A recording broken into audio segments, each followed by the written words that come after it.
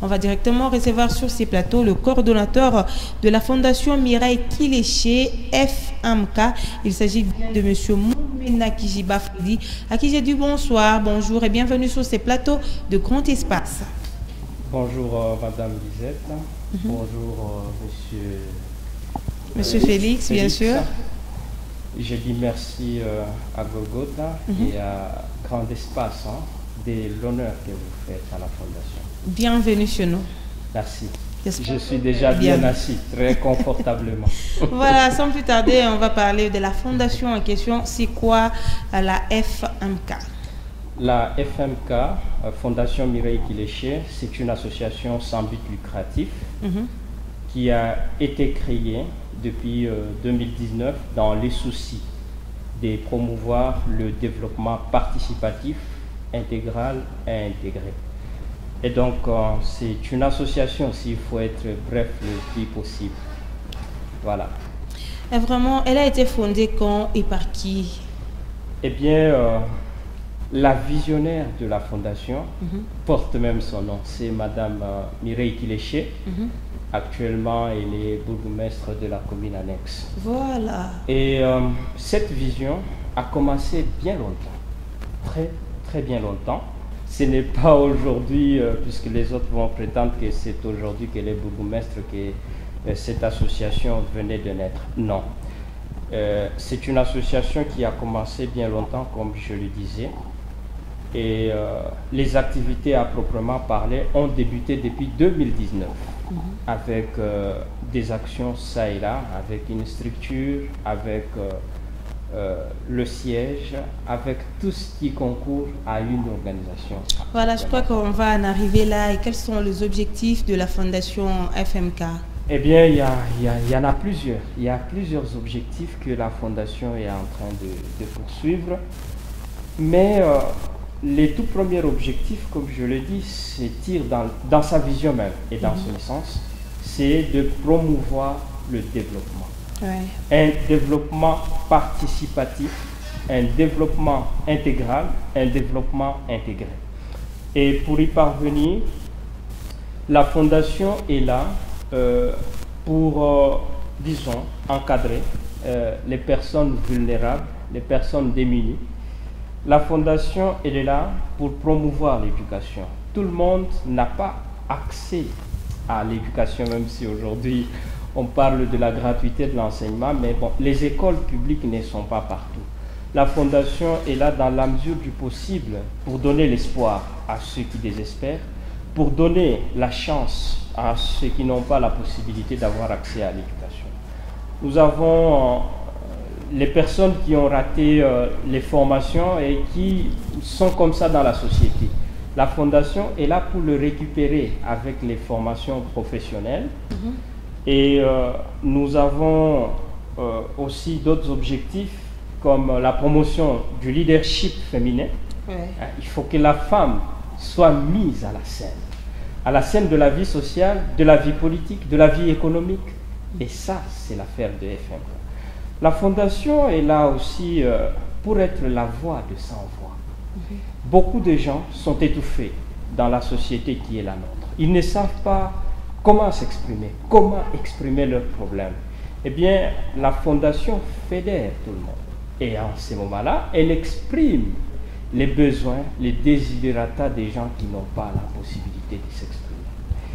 Il y a bien d'autres objectifs et la Fondation milite aussi pour les valeurs citoyennes. La Fondation est là aussi pour le développement personnel, puisqu'il n'y a pas un développement possible si l'être humain n'est pas mis au centre. Eh bien, de manière succincte, on peut parler en cela. Et quelle est sa particularité par rapport à d'autres fondations? Parce que vous êtes venu récemment, il y a d'autres fondations qui ont précédé la FMK. Alors, quelle est votre particularité? Eh bien, bon, qui sont les autres et qui sommes-nous? Je crois que la particularité de la Fondation se trouve dans l'essence de la vision que je venais d'étaler. Mettre la personne humaine au centre du développement. Vraiment. Mettre la personne humaine avec toute sa dignité, toute sa valeur, au centre de toute action que nous menons. Ça, c'est la particularité des FMK. Et depuis que vous êtes là... Et une autre particularité, c'est lié à la personne de la visionnaire de cette fondation, qui est une femme de cœur, qui a besoin que la femme soit découverte. Ça, ce sont les particularités de la fondation. Vraiment. Et quelles sont les grandes réalisations que vous avez faites depuis la création donc, de la dite fondation, quoi? Réalisation, action. Eh bien, nous avons aussi une particularité, c'est que nous avons dit que la fondation, elle est philanthropique. C'est très utile, madame, qu'aujourd'hui vous puissiez aider quelqu'un et que je passe à la télévision, dire que nous avons aidé telle ou telle autre personne. Non, ça ne relève pas de notre domaine. Mais bon, qu'à cela ne tienne, étant qu'une question me posée, voici quelques réalisations jusque-là. Nous avons, depuis 2019, sur le plan éducatif, encadré les enfants démunis, qui sont d'ailleurs pris en charge totalement. Une forme de bourse que nous avons accordée à une dizaine d'enfants, ici à Lubumbashi. Il y a eu plusieurs formations et plusieurs sessions de séminaires qui sont organisées pour l'éveil de la conscience et surtout pour le développement de la femme. Nous avions, avec les femmes, mené plusieurs campagnes et plusieurs réalisations.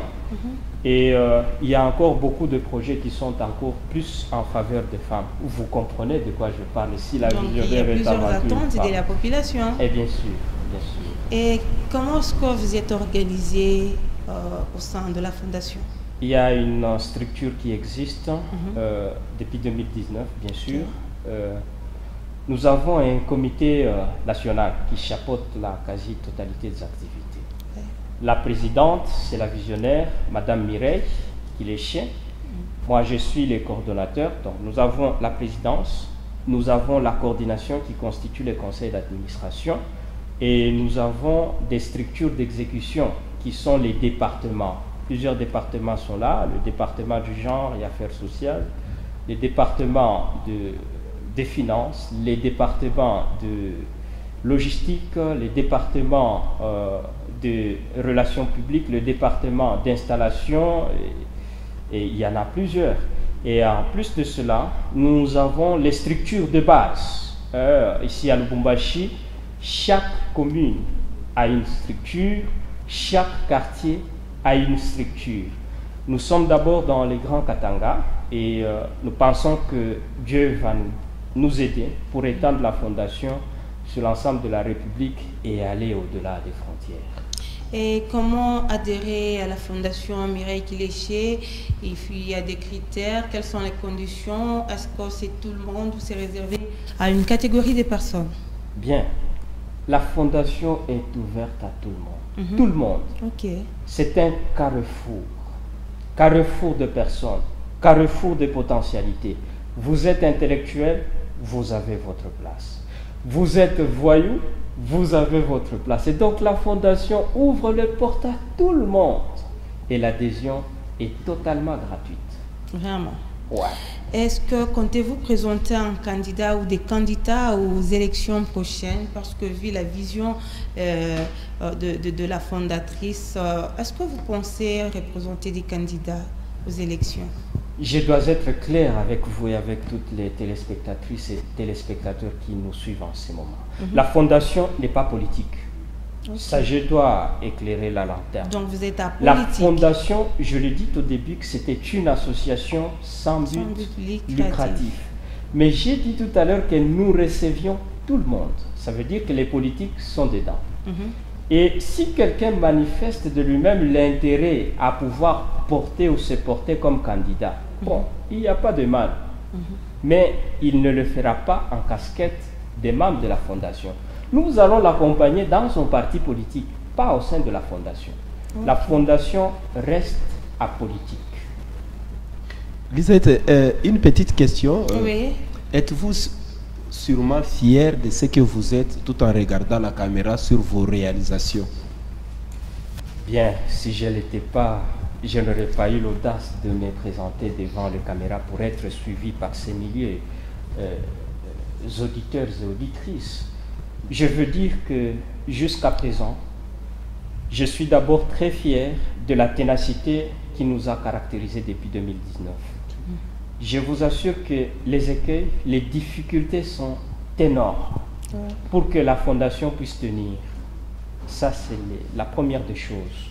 La deuxième des choses, les moyens ne sont pas toujours disponibles. Pourtant, le besoin, pourtant, les difficultés, les problèmes à résoudre sont là.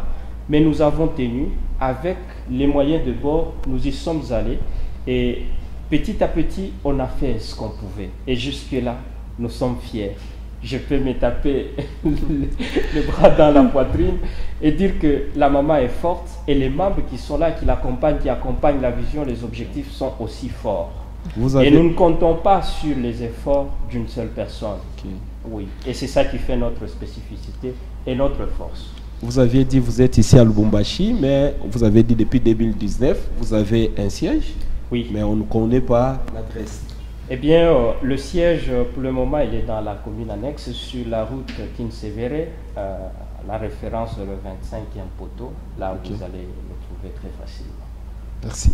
Merci bien. Voilà, peut-être avant de chuter avec vous, un message à la population. Qu'est-ce que la population peut attendre de vous? Qu'est-ce que la population peut attendre de nous, ou qu'est-ce que la Fondation peut attendre de la population? C'est une question qui va aussi dans ce sens-là. Nous n'avons pas beaucoup de choses à promettre. Nous n'avons pas beaucoup à dire, mais ce que nous pouvons dire à tous ceux et celles qui nous suivent, c'est de venir marcher avec la Fondation. Il y a beaucoup à espérer en étant ensemble. Il y a beaucoup à faire et à construire en étant ensemble. Il y a beaucoup à inventer et à refaire sur la société qui est la nôtre en étant ensemble. Et c'est dans la Fondation Mireille Kiléché dans laquelle j'invite tous ceux et celles qui nous suivent en ce moment. Voilà, merci beaucoup, Monsieur Freddy Moumena. Donc, rappelons que vous êtes coordonnateur de la Fondation Mireille Kiléché dans le Katanga.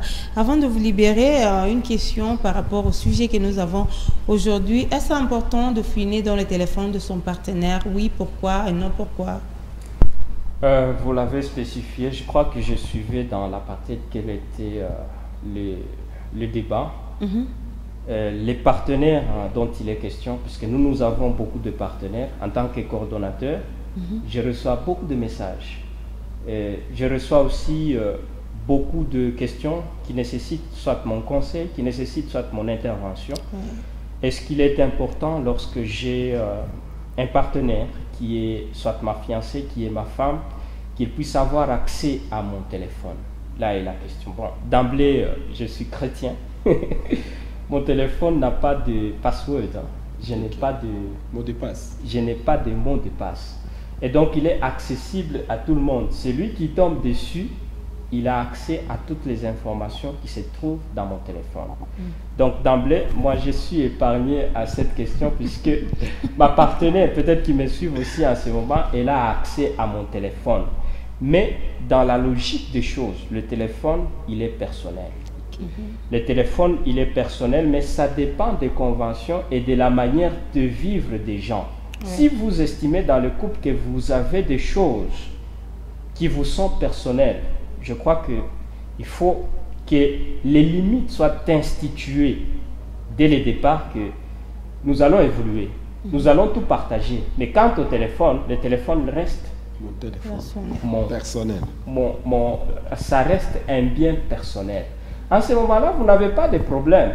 Mais si vous estimez que vous devriez vivre l'amour sincère, vous devez vivre la transparence et que ce qui est à l'autre est à moi, et qu'il y a des histoires à partager, je crois que vous pouvez partager, mais il faut spécifier tout au départ. Vraiment, et le plus souvent, ce qui crée des couacs, c'est qu'on suppose que l'autre est en train de me tromper, que l'autre est en train de courir derrière soit un pantalon, derrière soit une jupe. C'est une question de confiance. Et la jalousie vient lorsqu'on se sent quelque part trahi, lorsqu'on se sent quelque part avoir été déçu ou avoir été trompé quelque part. Et c'est le grand problème que nous avons aujourd'hui. Nous avons intérêt, nous avons une grande responsabilité à asseoir l'amour, à asseoir la vie conjugale. Je conseille plus souvent ceux qui sont des gens dans la vie active, hein, à pouvoir savoir se faire confiance. Ça, c'est très important. En tout cas, merci beaucoup, Monsieur Freddy. Nous sommes très ravis de votre passage sur ces plateaux. J'espère que ce n'est pas la dernière fois. On aura tout le temps l'occasion de vous inviter, de partager, en tout cas, ces moments ensemble. Merci d'être venu. Merci, je suis heureux. Au nom de la présidente, Madame le bourgmestre Mireille Kiléché, et visionnaire et fondatrice de la Fondation Mireille Kiléché, nous disons très sincèrement merci à Golgotha et à Grand Espace de nous avoir reçus. Voilà, chers téléspectateurs, on va prendre quelques messages avant de prendre mon anniversaire parce que nous courons derrière le temps.